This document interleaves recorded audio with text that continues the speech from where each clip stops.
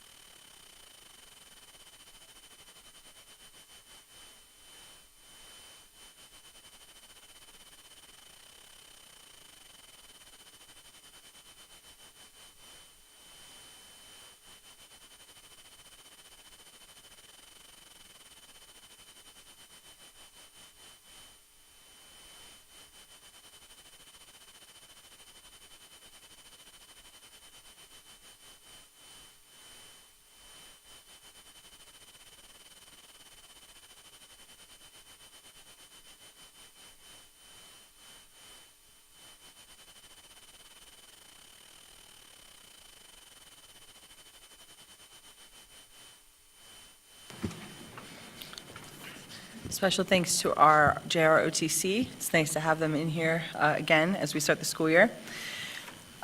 First up, we have communications that are presented by our Wilson High School Marching Band Director, Mr. David Bonilla Garcia.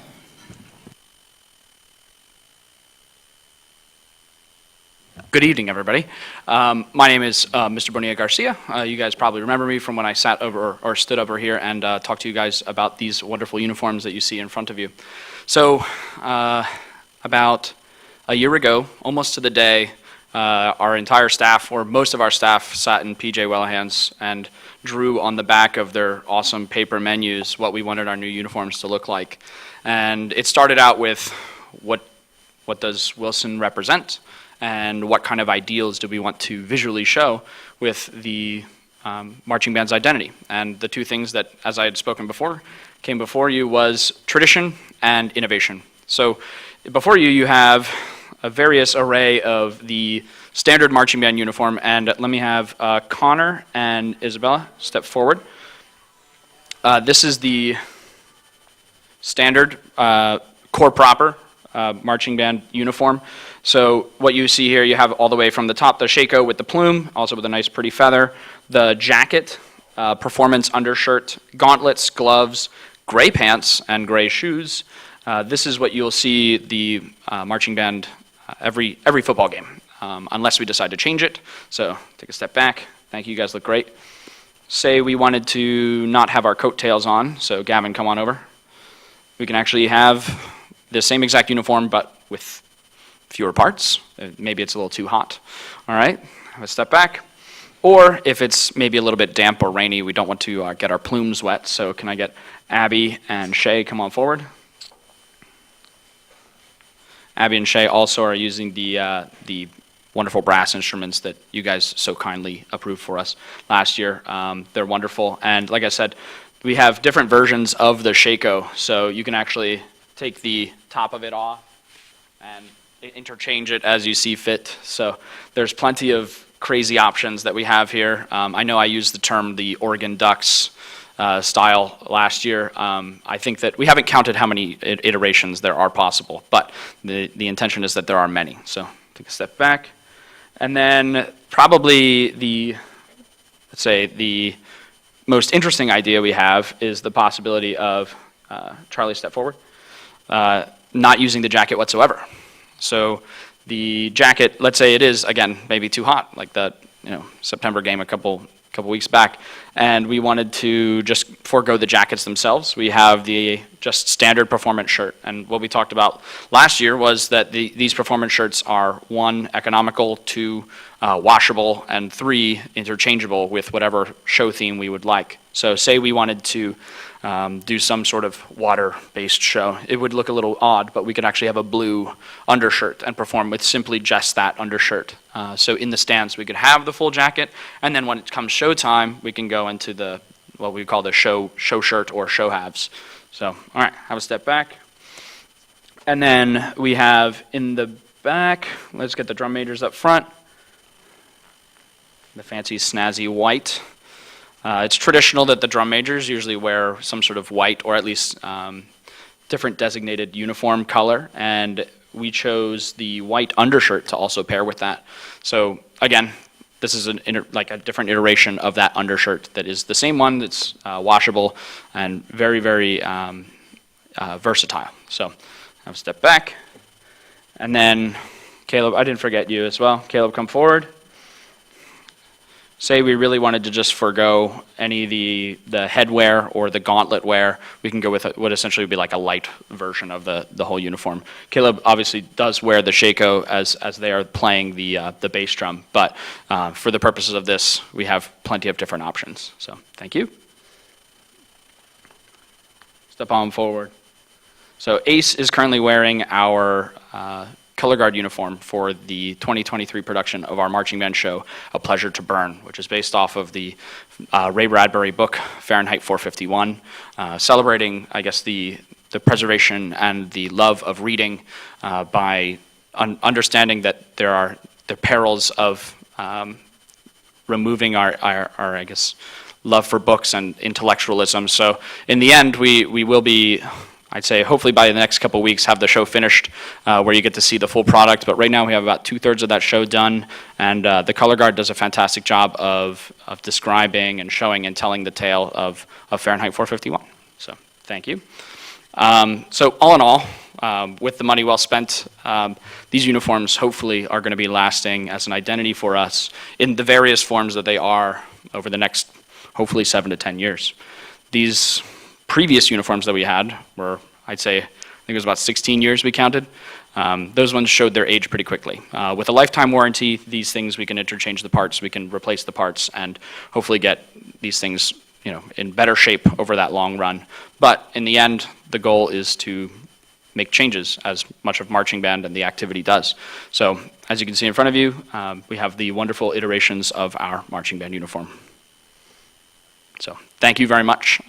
If you certainly want to see more of it, obviously please come to the football games. We have our next competition this Saturday at Hempfield High School. We'll be performing at, I believe it's 8:07 p.m. And we are certainly very happy with our performance this year. I believe you guys have a video going? Awesome. So this is at least the Friday performance of our show. This, like I said, this is about 2/3 of our production of A Pleasure to Burn. And tonight, the Wilson Marching Band is debuting for the very first time the new Wilson Marching Band look, created by Stanberry Uniforms and funded with the support of the Wilson School Board. Thank you.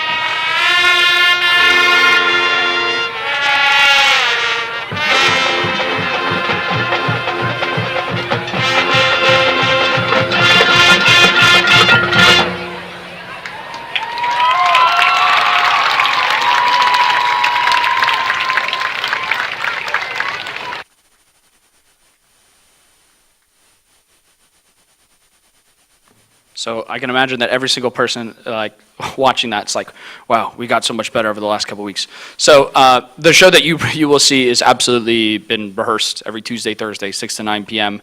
We did obviously like our August band camp. We've put a lot of work into this, and then the production with the uniforms.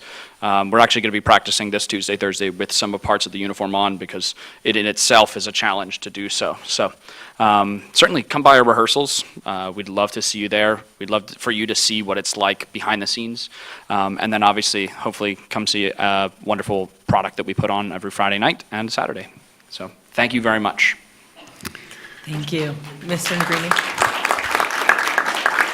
Yeah, Mr. Bonilla-Garcia, before you guys take off, I mean, obviously, you speak of tradition being part of the uniforms, and I would love to see the high school band incorporate, our middle school and even our elementary school band programs to actually come up and see a performance. I do believe that, when children are inspired by something that they don't recognize what they're doing right now, may culminate in something like that.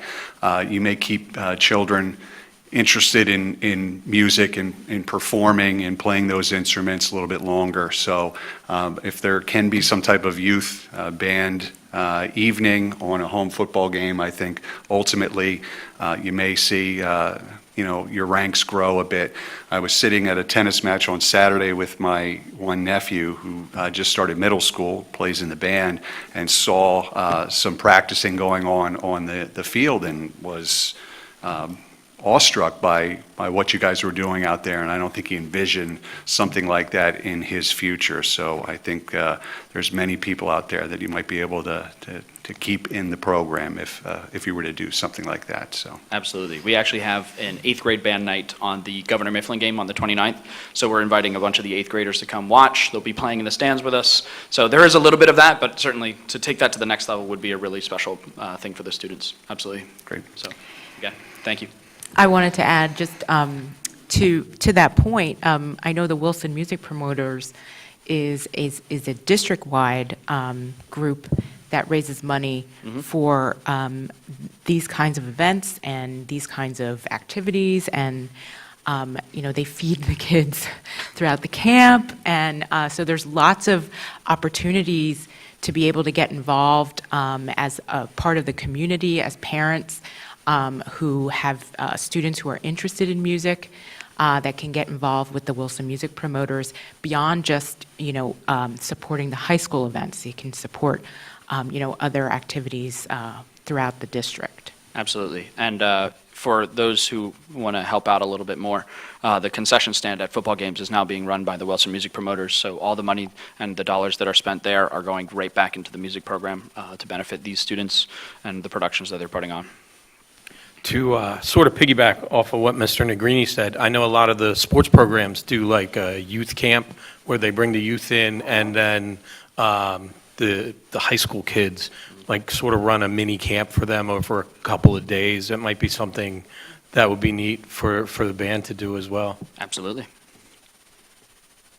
Since everybody else is talking, I'm good. I can stand here all day. I'm just curious, is there any kind of, since you have, I guess, the older uniforms, is there, I don't know how far back you go, but is there any kind of like a display or sort of like a little museum you can sort of create for the history of the uniforms for Wilson? That's actually a really good question. So we do obviously have still the old uniforms, and we're working on how we put those back into the community, whether we sell them to alumni or current members.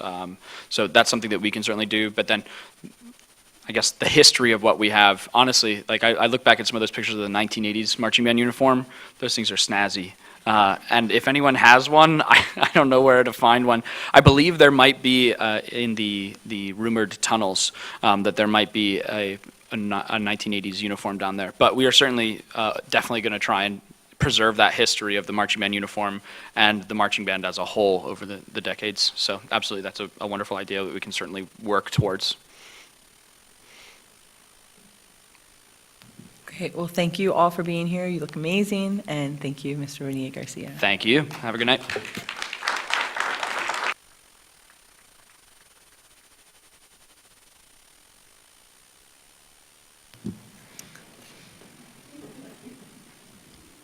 This evening, we have no public participation on agenda items. The board did meet in executive session prior to tonight's meeting to discuss personnel matters.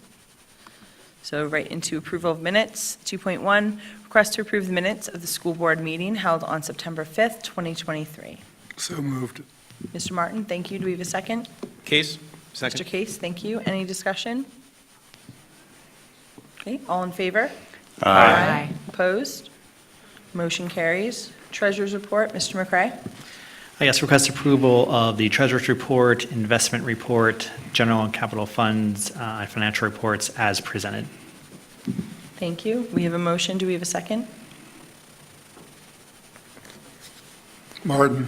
Mr. Martin, thank you. Any discussion? Okay, roll call, please. Mrs. Casper, Yes. Dr. Kennedy, Yes. Mr. Martin, Yes. Mr. McCray, Yes. Mr. Negrini, Yes. Mr. Schneider, Yes. Mr. Case, Yes. Mr. Hart, Yes. Mrs. Cocker, Yes. 9 yes, 0 no. Payment of bills, Mr. Negrini. Thank you. Motion to approve the payment of bills from the following: general fund in the amount of $1,800,194.06. From the capital reserve, $549,812.11. And from the 2021 C construction fund, $1,489,958.69 as attached. Thank you, Mr. Negrini. We have a motion. Do we have a second? McCray. Mr. McCray, thank you. Any discussion? Roll call, please. Mr. Case, Yes. Mr. Hart, Yes. Mrs. Casper, Yes. Dr. Kennedy, Yes. Mr. Martin, Yes. Mr. McCray, Yes. Mr. Negrini, Yes. Mr. Schneider, Yes. Mrs. Cocker, Yes. 9 yes, 0 no. Financial reports, Mr. Negrini. Thank you. Motion to approve the financial reports for the month of August 2023, from the cafeteria and childcare, and the activity accounts from Southern, West, and Senior High School as attached. Thank you, Mr. Negrini. We have a motion for 5.1. Do we have a second? Martin. Mr. Martin, thank you. Any discussion? Roll call, please. Mr. Martin, Yes. Mr. McCray, Yes. Mr. Negrini, Yes. Mr. Schneider, Yes. Mr. Case, Yes. Mr. Hart, Yes. Mrs. Casper, Yes. Dr. Kennedy, Yes. Mrs. Cocker, Yes. 9 yes, 0 no. Superintendent's report, Dr. Trickett. Thank you, President Cocker. Before I get into the items on the agenda tonight, I would just like to take a moment to recognize Wilson High School for the recent accomplishment of being ranked number 50 from the U.S. News and World Report. Inclusive of that is the highest ranking in the Berks County metropolitan area. This U.S. News and World Report is just one of many different tools that's out there, one of many different programs or websites that attempts to rank the quality of an educational environment like a school. It's a very complex environment. As you know, there are so many different indicators that one could use to rank the quality or the impactfulness or effectiveness of a school system. So when you look at U.S. News and World Report, specifically their scorecard is made up of factors like math proficiency, algebra proficiency, specifically in Pennsylvania, literature proficiency, science proficiency, which is biology in the state of Pennsylvania. They're looking at the graduation rate of students who graduate with their cohort. And then they're looking, their college readiness indicator really comes from, quite frankly, just the percentage of students who attempt an AP course and the percentage of students who attempt and earn a 3 or better on an AP course. Those are basically the factors that get rolled into this metric or this calculator, and that spits out a ranking between 1 and roughly 500 schools in Pennsylvania. I'm exceptionally proud of our team. Actually went down today and we addressed the high school staff for their continued effort in doing everything they can to support kids. I'm especially proud of the kids for putting forth their best effort. Our philosophy very much is that everything you do, you should do to the best of your ability. Whether it's a literature exam or preparing for the marching band competition, do it to your best ability. And this year, the prior year, the data that this is on shows our kids did well in all those different areas. You know, when you look at our proficiency ratings, they're high, especially in comparison to our peers. Your math proficiency is at 83%, reading or literature proficiency at 90%, science proficiency, biology is at 70%. 47% of our graduates attempted one AP course, and 37% of our total population earned a 3 or better. However, I would challenge that in any ranking measure, that it's something that we should put all of our chips on the table towards. I would suggest that looking just at AP or IB programs is very narrow-minded and does not accurately measure one's readiness for college. This school district has over 300 students who are out doing internships every single day, who leave school or are there after school serving and working along professionals. I would argue that that is a strong indicator. We have tons of students, dozens of students who are involved, probably over 100 actually, when I look at the dual enrollment criteria, who are actually taking a college course right now, whether they're at a local university or taking them concurrently through a dual enrollment or a dual credit opportunity. It does not measure the 140 students that we have at the Career Center and their readiness to move into the career pathway. So while I'm exceptionally proud of our school and our kids and our staff and our teachers and the board and the community and the parents, I just also want to take the opportunity to remind everyone that this is also not the only measure. It's just one that we use to monitor how healthy and strong our school is. It's also a good indicator to look at other schools. And I would challenge people that are into these rankings, more so maybe than me, to look at other schools that scored above us and to dig down into their demographics and see what things you notice and possibly the things that you wonder from that exercise. So again, just a summary of the U.S. News and World Report data that we received. Also, in relation to items 6.1 through 6.6, pretty standard items that we have this time of year. I would like to welcome, I believe Abigail is here, if you could just give us a wave. Perfect, sitting up there with our music team, so welcome, serving as band teacher director at Whitfield and Green Valley, right? So welcome very much to our team, and obviously you know a little bit about our culture and our programs here already, so thank you. Thank you, Dr. Trickett. Looking for a motion to approve superintendent's items 6.1 through 6.6 as presented. Schneider, so moved. Mr. Schneider, thank you. Do we have a second? Dr. Kennedy, thank you. Any discussion? Okay, roll call, please. Mr. McCray? Yes. Mr. Negrini? Yes. Mr. Schneider? Yes. Mr. Case? Yes. Mr. Hart? Yes. Mrs. Casper? Yes. Dr. Kennedy? Yes. Mr. Martin? Yes. Mrs. Cocker? Yes. 9 yes, 0 no. Human Resources, 7.1, request approval to authorize the superintendent to make employment commitments to qualified applicants for the purpose of filling vacancies that occur after the September 18th, 2023 board meeting, with action to be ratified by the school board at the next official meeting. 7.2, request to approve the lead teacher child care and preschool, assistant teacher child care and preschool, and assistant teacher floater child care and preschool as attached. 7.3, request to approve the stipend for 2 support staff employees as attached. Looking for a motion to approve Human Resources items 7.1 through 7.3. Mr. Hart, thank you. Do we have a second? Casper. Mrs. Casper, thank you. Any discussion? Dr. Trickett, this seems like an appropriate time. If we could maybe address the concerns of the parents from the Green Valley neighborhood, because we have struggled to be able to provide before and after care there. It seems like the appropriate time to discuss that. Sure.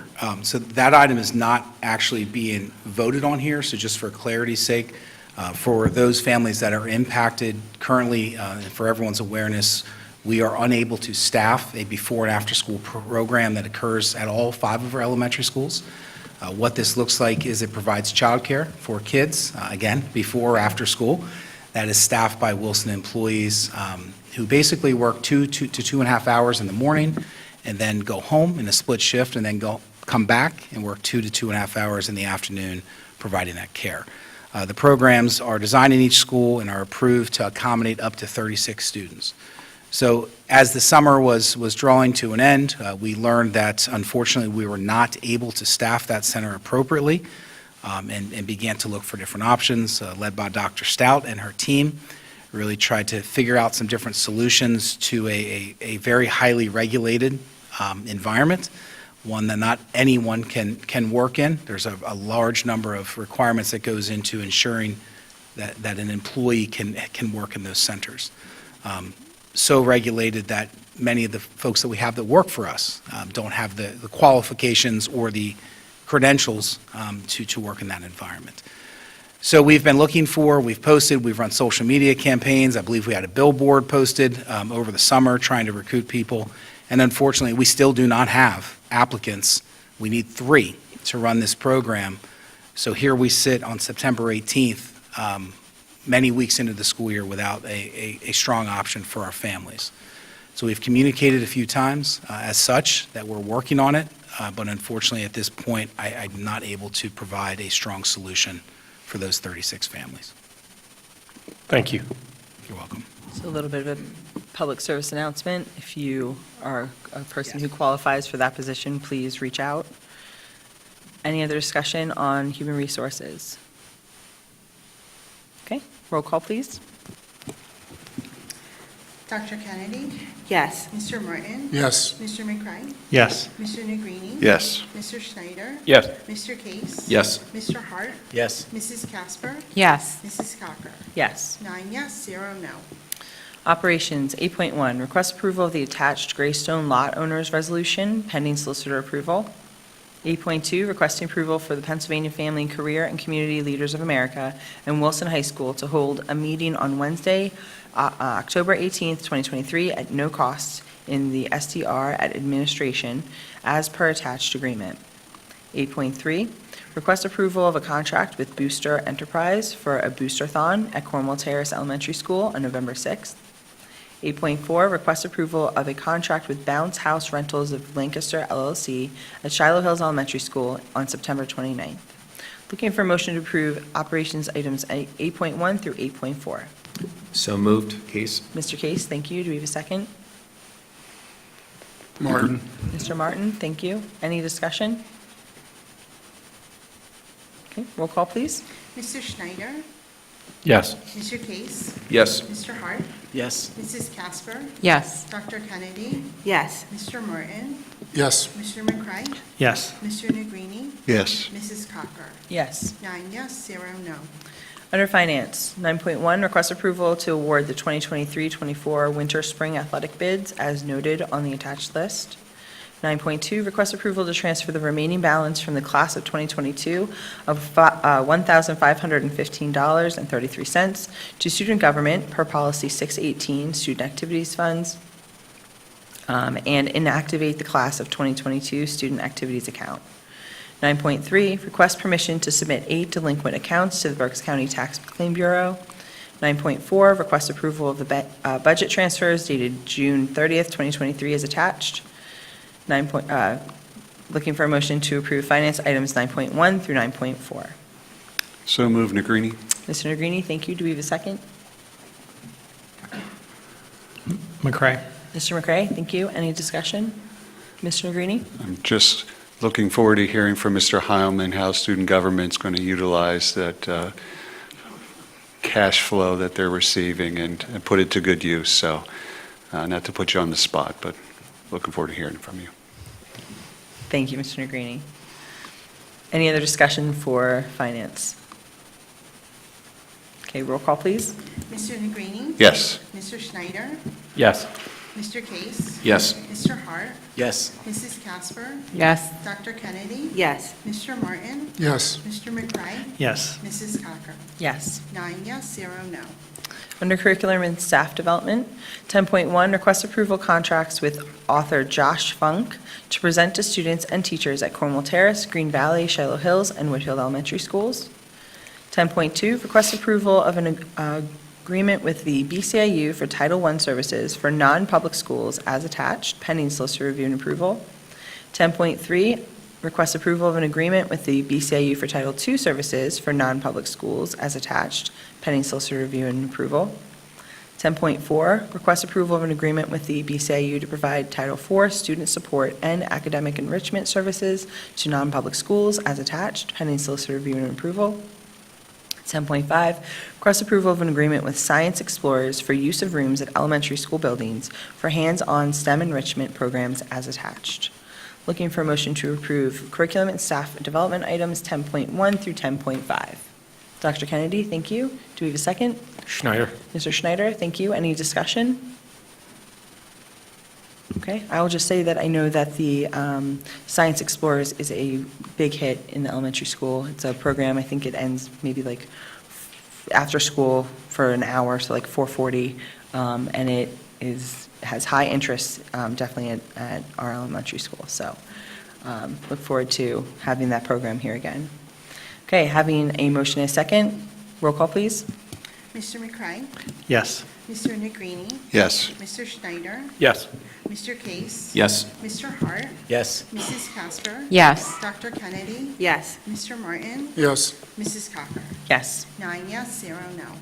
Under Transportation, 11.1, request approval of a contract with Ephrata Mennonite School for the transportation of students to Ephrata Mennonite School at a rate of $69.28 per day for the 2023-24 school year.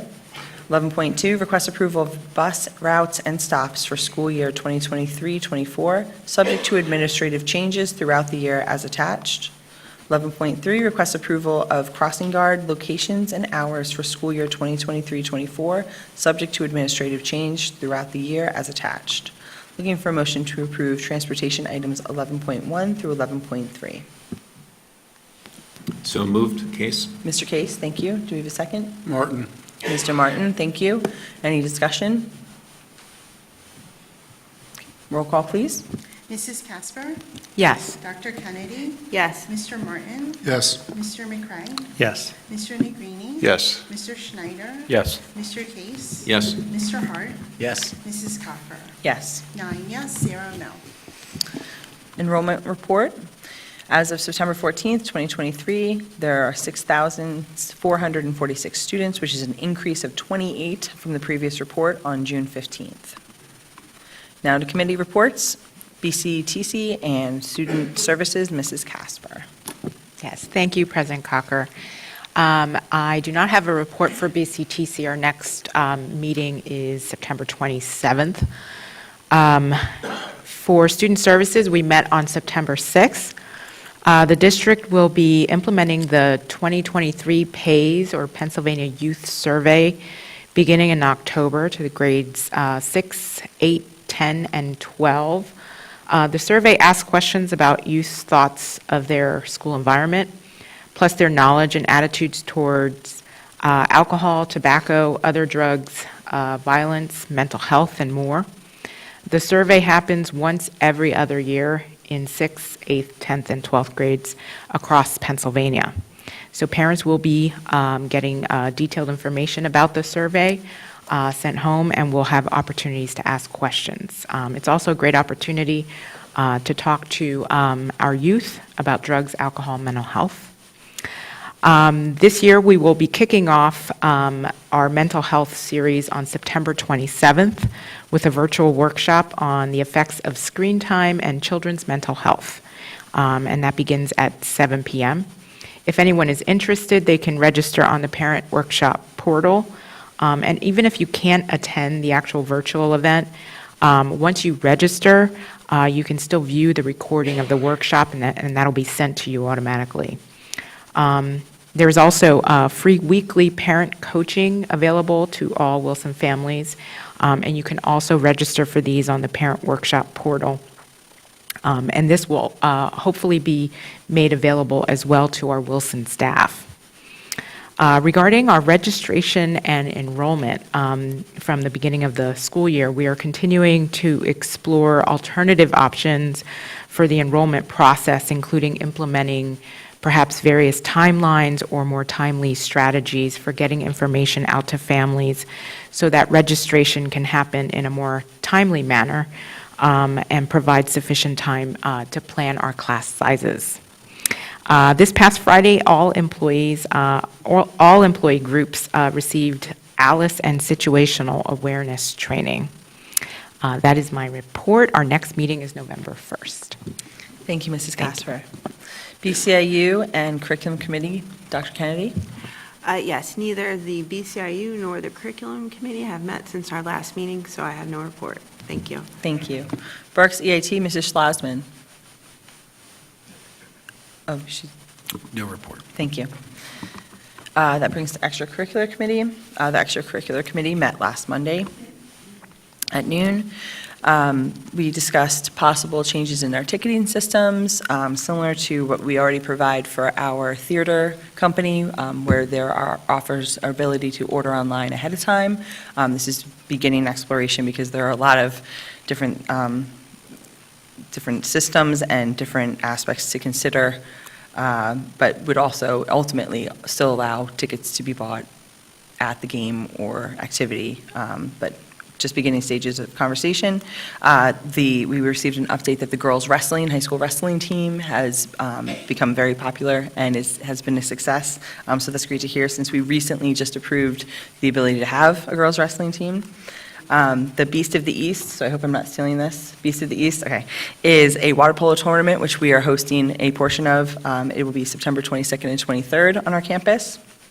And we also received an update on the band uniforms and their overwhelming appeal and how the positive the positive response we received. So it was nice to have everyone be able to see them tonight. That's my report. We don't have another meeting until later in October, so I'll give more of an update when we get closer to that. Facilities, Mr. Case. Thank you. The facilities team has not met since our last board meeting. However, I do want to share a couple quick things.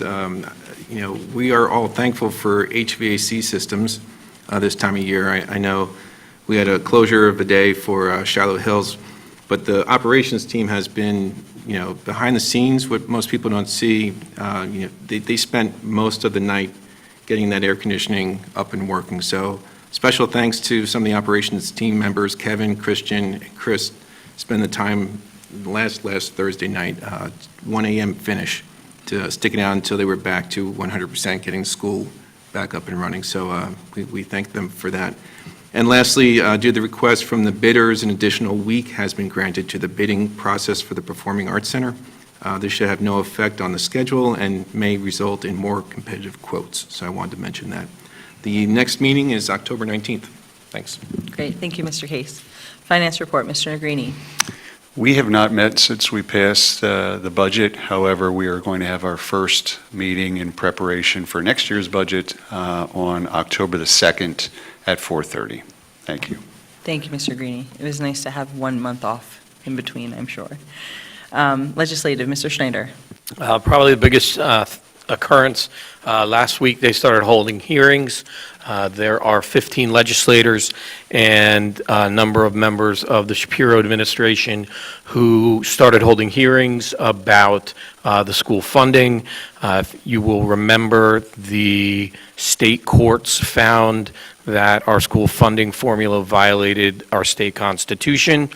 So the legislature is back at the drawing board. This is merely the beginning, finding out what issues exist, how inequities flow across the state, and possible manners to fix it. It's going to take a while.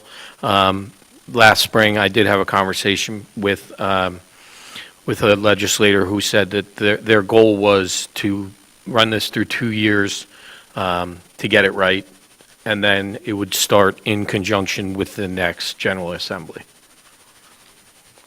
Okay, thank you, Mr. Schneider.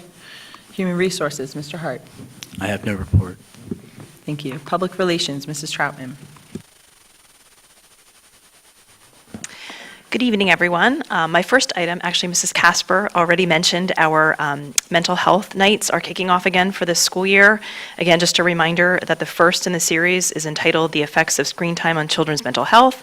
Will be held on September 27th from 7 to 8 via Zoom, and we have been promoting that through district communications and will continue to promote it up until the event takes place. Also, this month is National Suicide Awareness Month, and in cooperation with our school social workers, the district sent out a communication to district families and staff today to raise awareness of this important public health issue. The communication includes a link to a resource containing strategies to use when talking with someone who may be struggling. This resource is also available in the parent resource section of our website. Wilson's Director of Transportation, Mr. Randy Williams, was interviewed by the Reading Eagle for a feature story about the shortage of school bus drivers. He provided his expert insight into the current state of the shortage and also highlighted the many initiatives that the district, with the board's approval, has implemented to help address the situation. The story ran on the front page of yesterday's edition of the Reading Eagle, and Mr. Williams' picture was also included in that story as well. And then finally, just a little bit of Wilson good news. We want to congratulate Alice Petersheim, who is currently a sixth grader at Wilson West Middle School. She won first place at the Pennsylvania General Federation of Women's Clubs contest. Alice's poetry also proceeded to the international contest, where she also won first place. This is the second year in a row that a Wilson student has won first place in the international poetry competition. So we want to congratulate Alice, but we also want to have a shout out to all of the English teachers who are doing a fantastic job cultivating those creative talents in our amazing students. The Women's Club of Spring Township will again be sponsoring contests in short story, poetry, art, and photography for the 2023-24 school year. So please watch District Communications for details. Our students always perform exceptionally well in this contest. Thank you. Thank you, Mrs. Troutman. Education Foundation, Mr. Case. Thank you.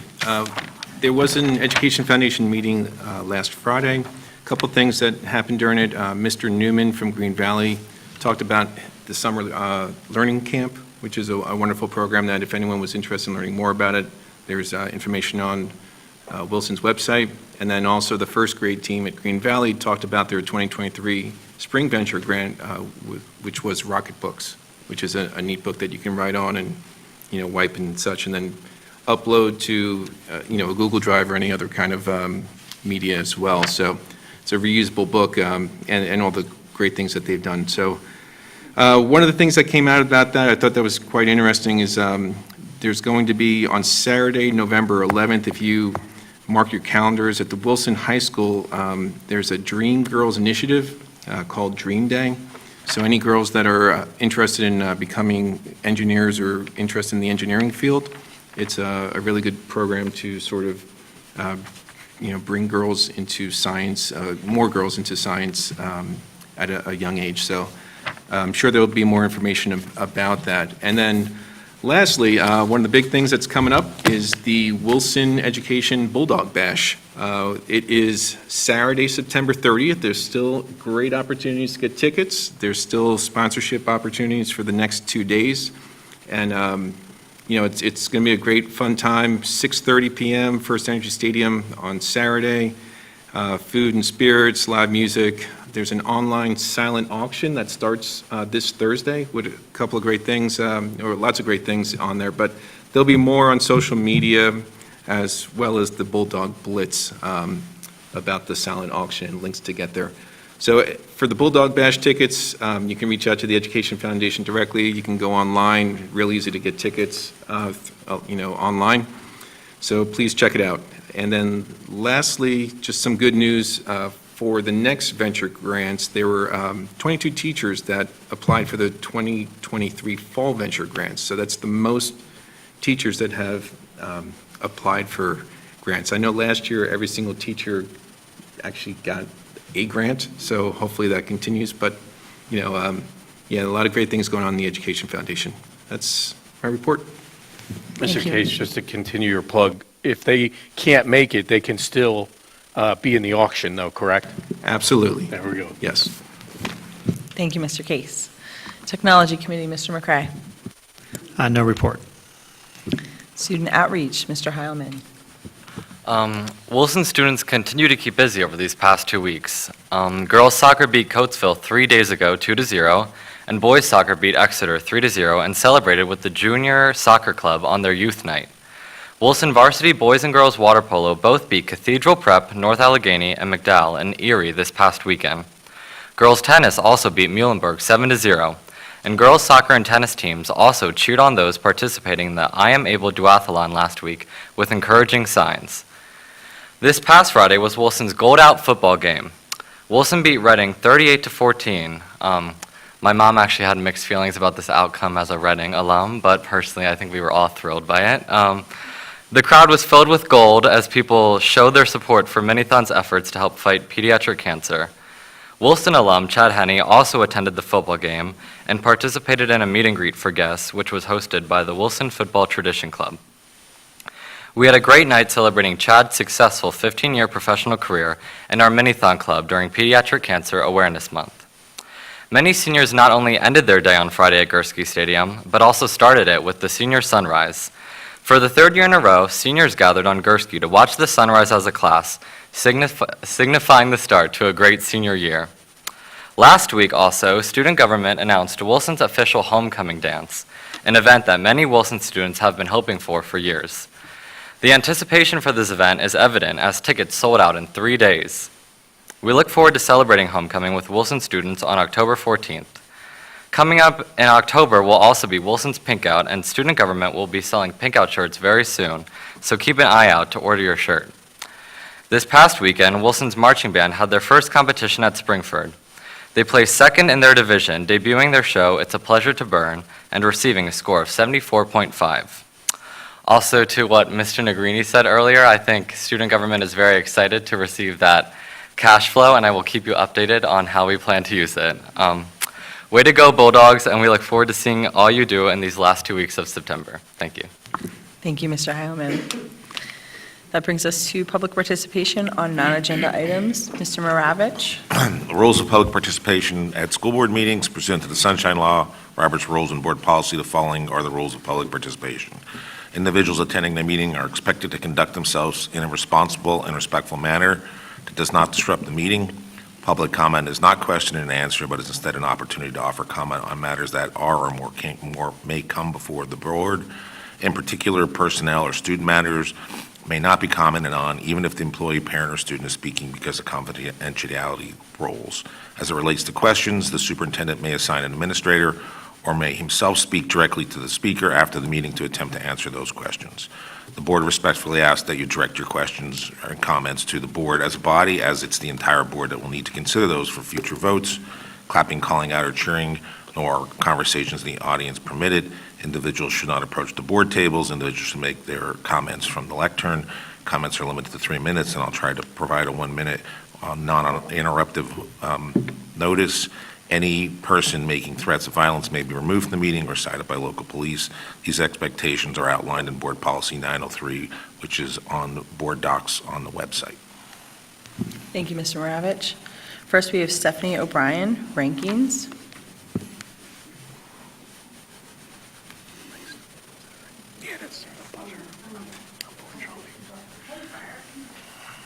Which we hear a lot of statistics up here on this lectern when it's public participation. A lot of them I can't follow because they're complicated and they don't really have a source, but we can all follow the headline of the 3 Berks high schools and Wilson being number 50 and best in Berks. But to Dr. Trickett's comments, the high school is ranked, but I want to talk about the 9 years before a student gets to the high school and what goes into that. We moved here from New Jersey, and we had no point of reference of what school districts, or there it's, you live in Pequannock, you go to Pequannock High School, it's not really regional or different places, and it kind of is all the same. When we moved here, we sent our son to the Montessori preschool, and it was a success. And as it got closer to the end of pre-K, he started to show some signs of dual exceptionalism. And I just assumed all schools would be equipped to handle this. In talking to another parent one day, she said to me, if you think he'll need an IEP for anything at all, you will need to move to the Wilson School District. We lived in Governor Mifflin at the time. She lived in Wyomissing and wasn't even recommending her own school district. We listened, we moved. We knew he was extremely bright and thrived in the school setting he was in, where he could pick his own tasks as long as he finished his work by the end of the day. By the end of first grade, it was clear the structure of school was draining him. We asked the school what to do, and they jumped on it. We met with so many people, I can't even remember them all. We settled on a plan that would work for everyone. It wasn't always easy. There were ups and downs. There were steps forward, steps back. The IEP had to be adjusted. And then the pandemic hit. This was a disaster, trying to work from home and have 2 children trying to learn from home as well. But again, our choice paid off. Wilson opened up when the other schools in Berks County remained closed and kept the children and teachers safe. 1 minute. The next hurdle was middle school. That worry for me consumed me. Middle school's tough for any kid under the best circumstances. But I was surprised. He liked it. He liked his teachers. He liked his classes. The learning support classes were wonderful. He did still have 1 or 2 general classes. Team at West was magnificent. 6th grade, he ended up on the honor roll, something we never thought would happen. Now he's in 8th grade, and on the 2nd week of school, I received a call telling me that he no longer needed any learning support classes this year. And I couldn't believe it. The strides he's made since he started at West were nothing short of amazing, and the team there, especially Mr. Galan, Mrs. Wenzel, Mrs. King, Miss Horst, I'm sorry, I can't remember her married name, they do such a fantastic job every day for all of those students. So I think the rankings got it right. And I believe I have a living statistic that's going into that high school. So please stay the course with this board. Do not fix what is not broken. Give every child their best chance. Thanks. Thank you for your comments. Tammy Keener, Education.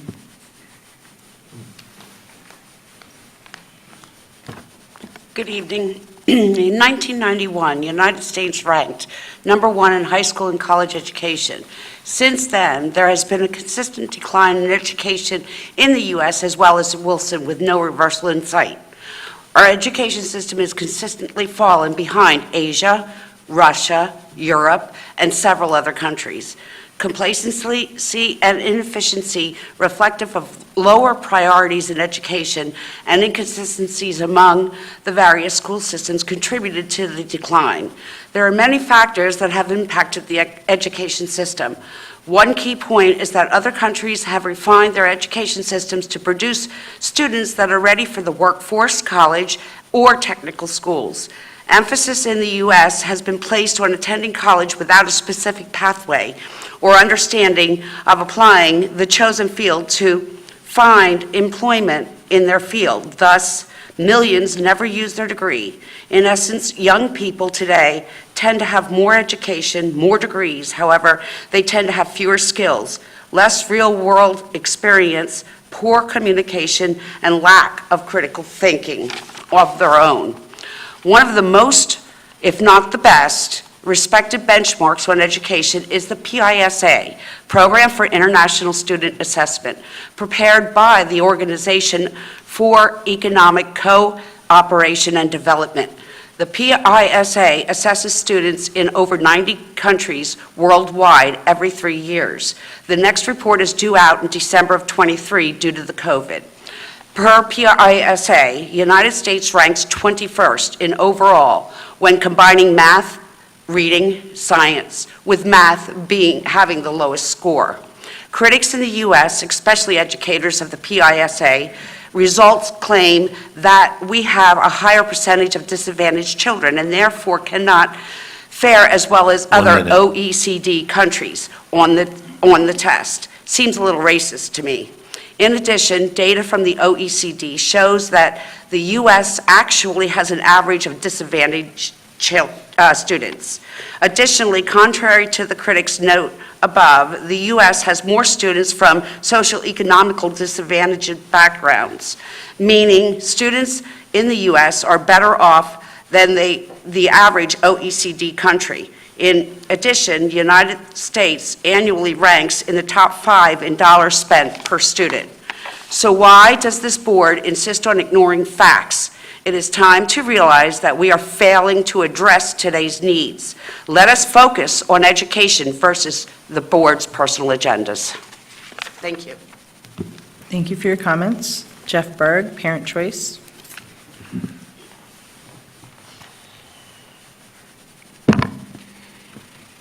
As all of you know, there's a school board election on November 7th. Maybe only some of you know that school boards across this country are under attack by extreme groups and candidates that fly under the radar by posing as moderates. Make no mistake, these groups and candidates are already here, and they are anything but moderate. They have a clear objective that includes banning books they don't like, changing how history is taught, and trying to convince parents that they don't have a choice in their child's education. This is the same national playbook being used by extremist candidates all across this country. As a concerned parent that is deeply concerned about the integrity of this school board, I recently went back and watched a year and a half's worth of school board meetings. And almost every meeting, I watched extreme candidates and their supporters try to convince us that we as parents do not have a say in our child's education. I'm here to say that's 100% false. How do I know that? Very simple. I attended a Meet the Teacher. Imagine that. I have a child in this school, and I attended a Meet the Teacher. And every single teacher that I met talked about required reading for the class and independent reading that children had to do on their own. And every single teacher said, if you have a problem with a book that we are reading in class, reach out to me and we will find something else. They continue to say that you as a parent need to know what your children are picking as their independent reading. And if you have a problem with that book, you can go ahead and let me know and I will make them pick a different book. The 5 candidates that I'm talking about have created a wedge issue that does not exist, claiming that we don't have a choice as parents. This is designed to scare people into voting for change that does not need to occur. In this case, we have a group of teachers, students, and yes, the school board that have led this school district to be number 1 in Berks County, number 50 in the entire state of Pennsylvania. So I urge you, parents here listening, vote for the PSA endorsed candidates. Vote to stay on the track that we are on, a track that has made the Wilson School District one of the most sought after school districts in the entire state of Pennsylvania. Thank you. Thank you for your comments. Brian Lockhart, long-term consequences of tax increases.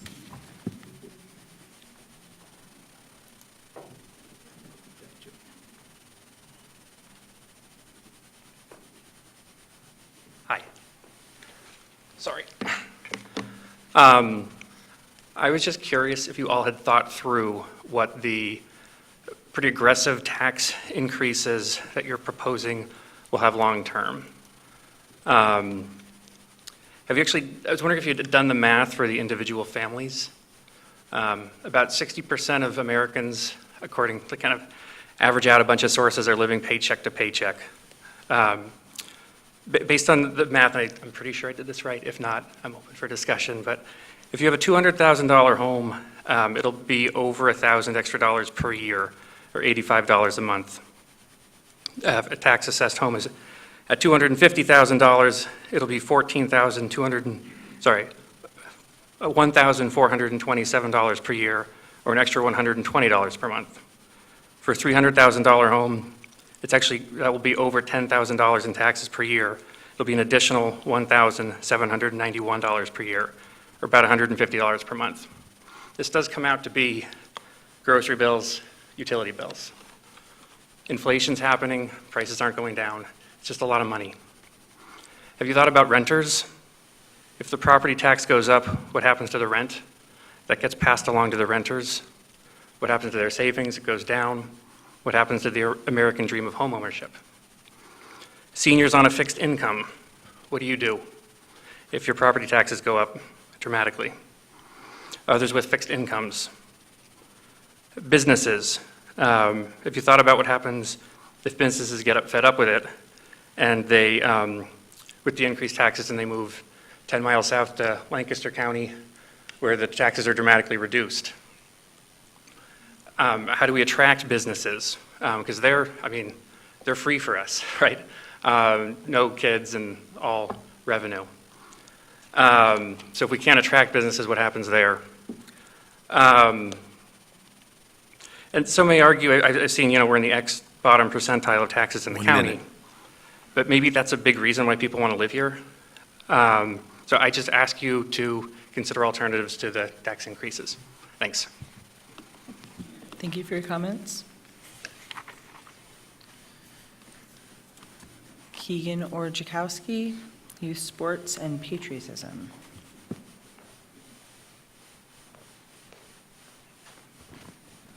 All right, good evening. It was mentioned tonight about getting youth band members out to see the high school band, and Mr. Heilman also mentioned the youth soccer night. I was there. I helped coach 2 soccer teams for the Wilson Junior Soccer Club. Youth night was a huge success. For anyone who's never experienced it, the kids get to go onto the field. Luckily, the players scored 3 goals, so when they score, they run by the kids and they celebrate, and everyone goes nuts. And it was a great win for the team. I just wanted to mention that there is a second youth night tomorrow night for the girls team. It supports the girls' high school team. So that's at Gursky Stadium. If you're free, if you're not doing anything, please come out. If the kids wear their uniform, they get in for free. So transitioning into patriotism, I think some people are aware of what happened at the football game last Monday, September 11th, when there was a spontaneous singing of the national anthem. Unfortunately, there was an interruption by the announcer. I think that can serve as an opportunity to be a teachable moment in what to do in that situation. But despite that, this was a beautiful patriotic moment. I just want to thank the fans, the students, the football players, and especially the cheerleaders who demonstrated leadership in that moment. It makes myself and many others in the community proud to be part of Wilson. So thank you. Thank you for your comments. Jennifer Denny, funding for Phase 2.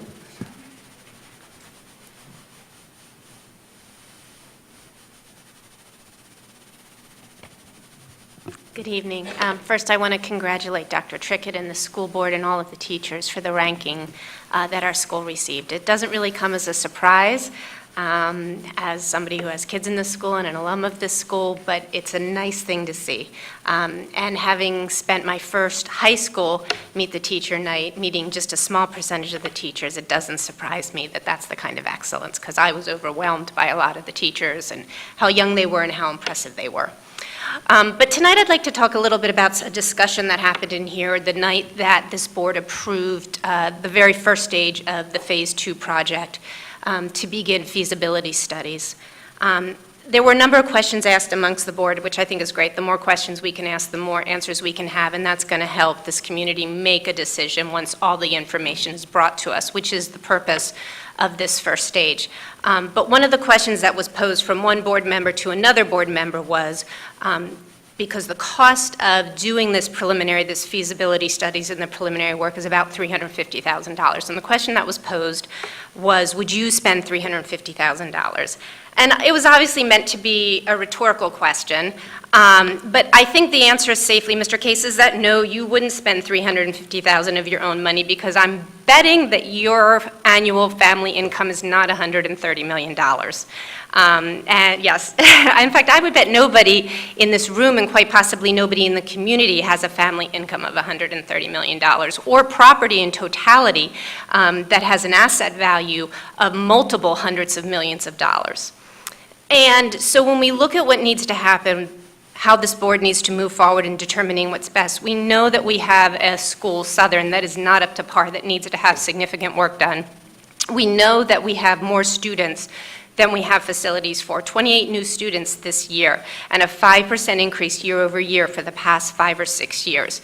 And so looking at it, this board has a fiduciary duty to look proactively and figure out what to do, and this is the first stage. $350,000 of a $130 million budget is 0.0026 of that budget. It is 0.25% of the annual budget. To put it in the terms of your average community members in Berks County, the average household income is $90,000. That's the average. The median is $70,000, so it's lower. 0.0026 of a $90,000 household income is $234. I would venture to guess that no family, no homeowner would do any kind of massive building or rehabilitation project on their home without investing at least $234 to try to determine what needs to be done, whether the project will work, whether putting that money in is the best option. And so I believe that this board has done the right thing in trying to gather the information, and I want to thank you for that. Thank you for your comments. Amy Murray, Student Behavior.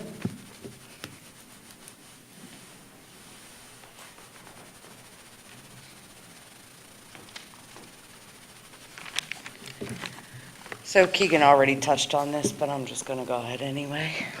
So on September 11th, 2001, the world stood still as we watched terrorists attack the United States of America on our soil from the sky. That day will forever be ingrained in our memories as one of the saddest, most frightening days of our lives. 2,977 people lost their lives that day. Of those who died, 343 were firefighters who rushed in to save as many people as they could. On September 11th, 2023, on the 22nd anniversary of that horrific day, our Wilson football team and cheerleaders were preparing for a makeup football game. As the crowd gathered and the teams prepared to play, a decision was made that the national anthem would not be played prior to starting the game. That is when the heroes of the game sprang into action. These children, who were not even born yet on 9/11 of 2001, recognized the moment to honor our nation and the day, despite the adults instructing them to do otherwise. All student athletes took part, with leaders of both the cheerleader and football teams. A football player ran the flag onto the field while athletes and spectators sang our national anthem with honor. Although I am saddened by the original plan to scrap the national anthem, my heart is filled with so much pride for these kids. Today I would like to celebrate these children, all of whom should be recognized for their willingness to stand up for what's right, even when the announcer interrupted their singing and reminded everyone we were not doing the national anthem today. To the board, this is the second time that I have been made aware of our students having to sing the national anthem prior to the start of a game. On April 22nd, our girls softball team stood and sang the national anthem after they were told the anthem wouldn't be played and the game was directed to start without it. The girls stood in line down the first baseline and sang their hearts out. 1 minute. It's clear the kids believe all sporting events need to begin with our national anthem. I hope you will make sure these mishaps don't happen again. To the brave students, I would personally like to thank you. I would like to shake your hand and celebrate your leadership. You are courageous, you are bold, and you are good Americans. To the teachers and coaches who contribute to these leadership skills instilled in these children, thank you. To those community members who stood behind those children and sang along with them, thank you. To the parents of those children, thank you for raising such amazing kids. God bless you all, God bless our school, and God bless America. Thank you.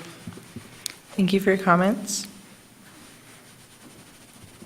We have one more public participation, but I think this is an appropriate time possibly to ask Dr. Trickett, because we've received emails regarding the situation that was explained about the football team, and I think it's important that we explain the situation that took place, as it was on September 11th by coincidence, but I think that Dr. Trickett has more information to provide on the situation. Sure, thank you. First off, to the folks that spoke, and praising the students and the coaches and the teachers in our community, thank you for that. I too agree that we have amazing people here, that oftentimes when there's an opportunity to jump in and try to do something that's appropriate, more often than not, that opportunity is seized. So this particular day, as was described already through some emails with some concerned community members, was one of those days where we were making up a game. We had a game on Friday night, Saturday night, actually, that was rained out, and part of the game was played, and then ultimately on Monday afternoon, early afternoon, if I remember correctly, is when the game was made up. So historically, how we've handled games that are started abruptly in the middle of contest, what occurred on that afternoon was exactly how we typically handle any other contest. Obviously, hindsight, understanding, and reflecting on the fact that it was Patriots Day, it was definitely a missed opportunity, period. Understanding the significance of that day, the thousands of people, thousands of Americans who were killed, it was an opportunity to pause and think and reflect about the sacrifices those people have made. So as Mr. Kaufman has explained, as well as some others, to some folks that have reached out, definitely an opportunity missed. I think because of the nature of the day and the impact it's had on our nation. With that being said, there's definitely lots of opportunities the school district and our staff has taken advantage of to honor these people who sacrifice so much, and we are committed to doing better. So this is one of those moments that, if we had to do it over again, I'm sure we would think through it differently, and do things differently. So that's kind of where we are. I can't speak to the specifics of all those pieces. I was at the game. I could not hear that where I was standing by the press box. Also, the announcer stand that we have, it was a substitute announcer, as you know. Lots of substitutes were in place that night or that afternoon because of the change, but not to place any blame on anybody. It's our responsibility, and we take that responsibility. Thank you, Dr. Trickett. Our last public participation is Val Delp, focus on academics.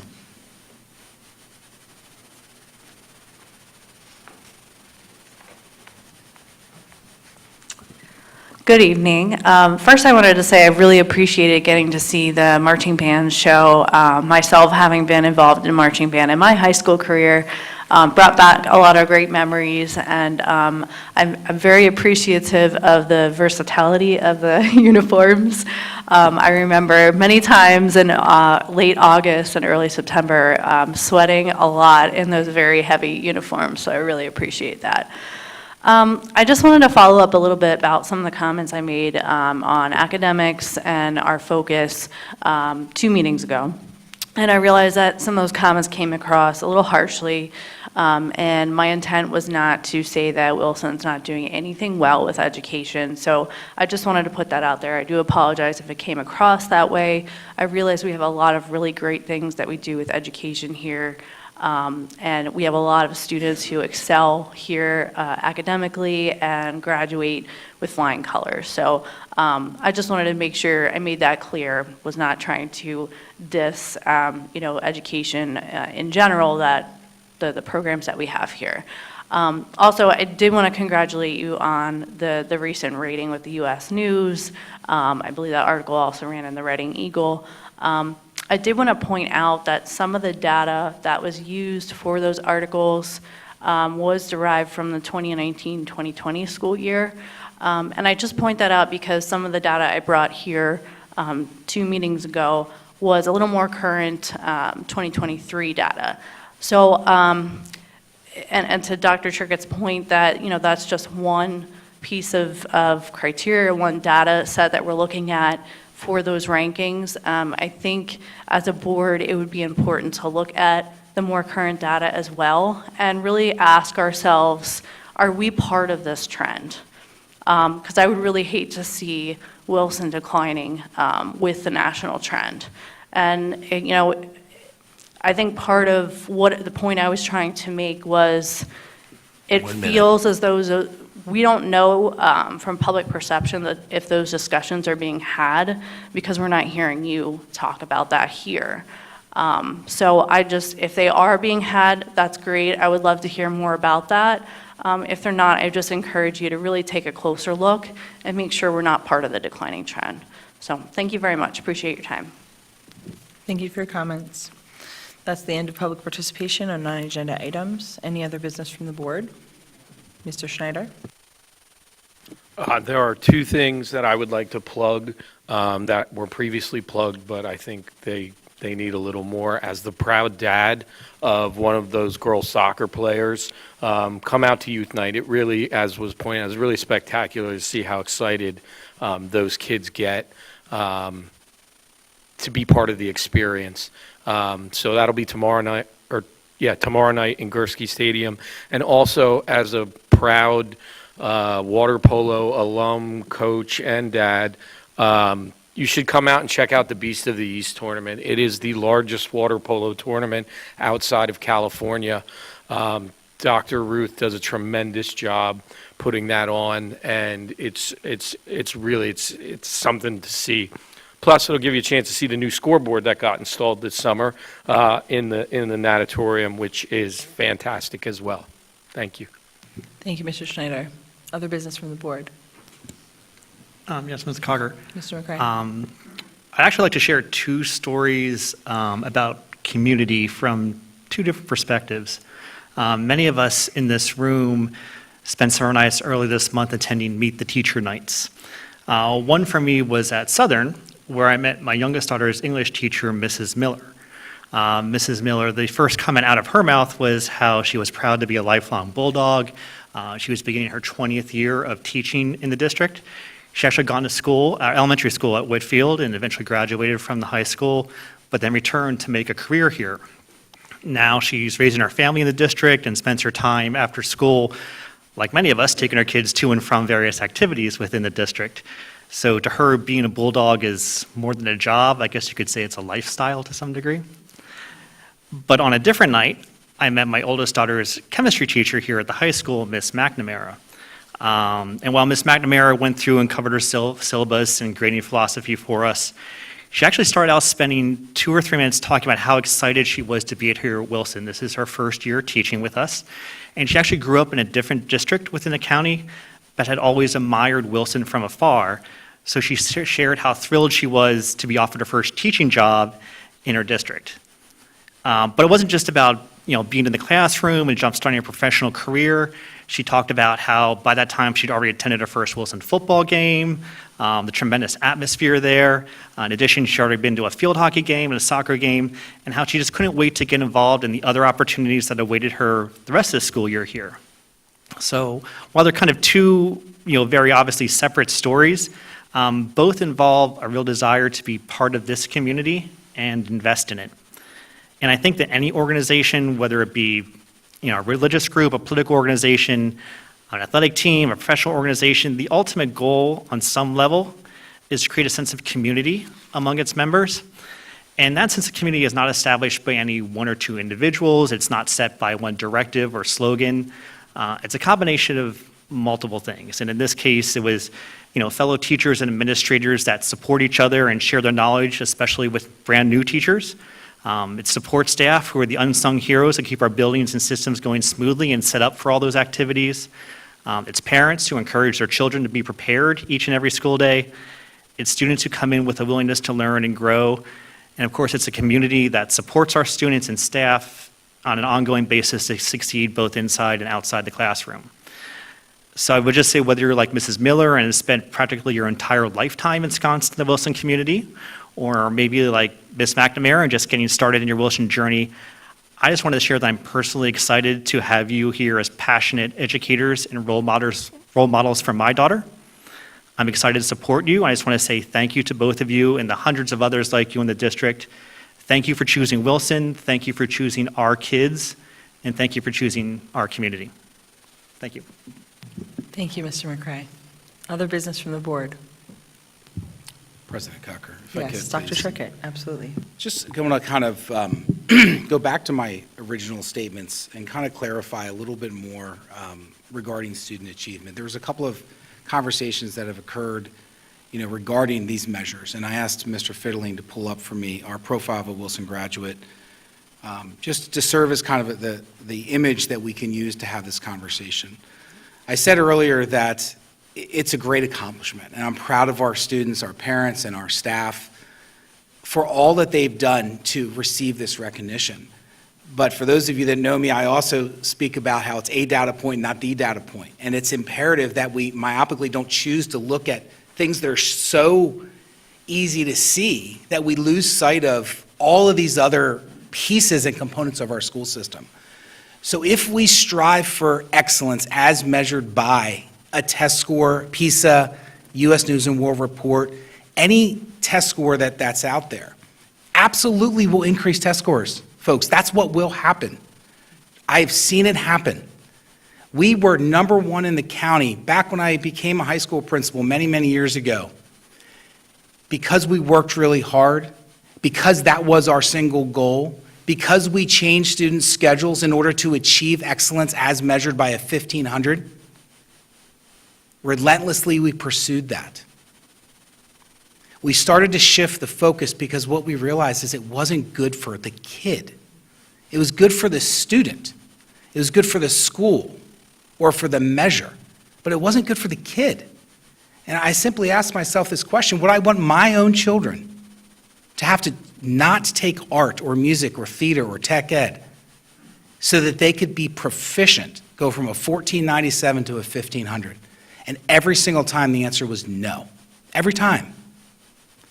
So while we are ranked highly based on the data set that they chose to look at this time, if you can scroll down, Ryan, the board-approved metrics that we have all the way down, the items that are in blue, and I know it's hard to see, this is all linked off the district website just by Googling or searching profile of a graduate. The items in blue is what the state expects of us. They expect kids to come to school. They expect them to be proficient. They expect us to look into career pathways.